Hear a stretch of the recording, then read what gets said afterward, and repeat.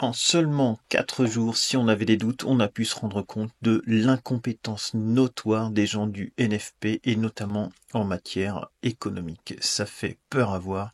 Ils ont trouvé des textes, des amendements pour toujours plus vous taxer, vous au final qui allez payer pour entretenir tous ces parasites. On va regarder, tout a été rejeté et on va sûrement vers un 49.3.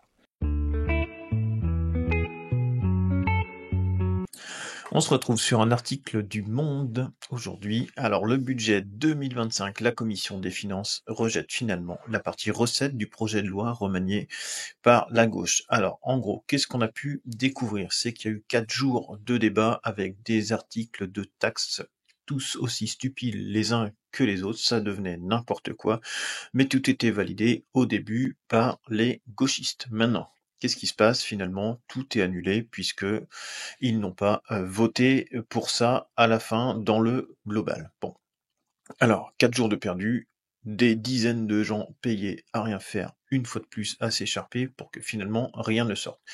Donc on a rendu à quel point? Eh bien que Michel Barnier va proposer son projet, on va dire initial, il va peut-être rajouter 2-3 bricoles dedans selon ses envies, et ensuite il y aura un vote ou un 49.3. 49.3 qu'on a bien connu avec la censure Elisabeth Borne, la censure à impôt. Voilà. Donc ce qui peut se passer, maintenant j'ai hâte sur le budget. Là, le 13 octobre, c'était la date limite pour déposer les amendements. Ensuite, ça a été étudié en commission. Voilà, il y a lui le député Les Filles, là, Éric Coquerel, là, qui se vantait sur les réseaux sociaux. Oui, ça s'est passé.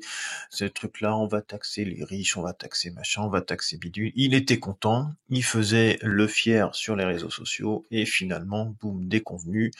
Rentre chez toi, pareil, toi tu coûtes cher et tu sers à rien depuis des années, tu viens d'être élu mais tu sers toujours à rien. Bon.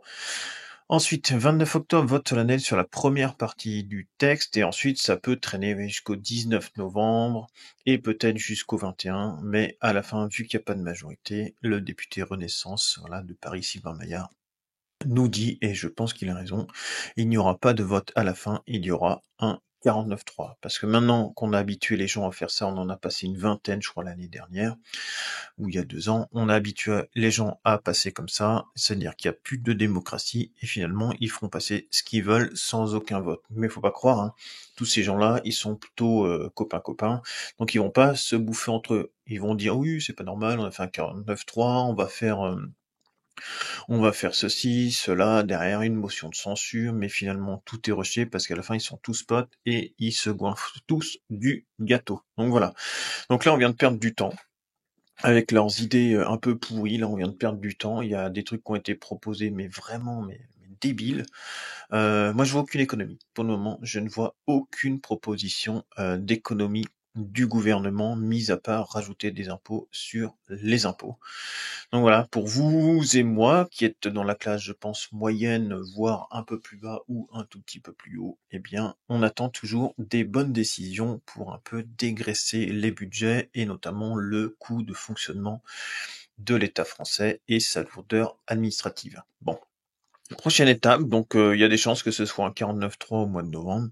Pendant ce temps-là, on va payer tous ces gens-là à faire des discours sur les médias, dans les médias, parler oui, mais nous on va faire ceci, mais eux, ils vont faire cela, et finalement à la fin il y aura un 49.3 parce que le Premier ministre et ses petits copains auront décidé de faire ça. Il y a peut-être un ou deux qui va passer un amendement là-dedans parce qu'il est copain avec le Premier ministre, mais globalement, vous allez voir qu'il y a quand même des choses qui vont passer qui vont pas être très agréables, mais qui se toucheront surtout pas à leurs indemnités. Voilà, sur ce, on repart à zéro. Je vous souhaite à tous un excellent dimanche et je vous dis à bientôt.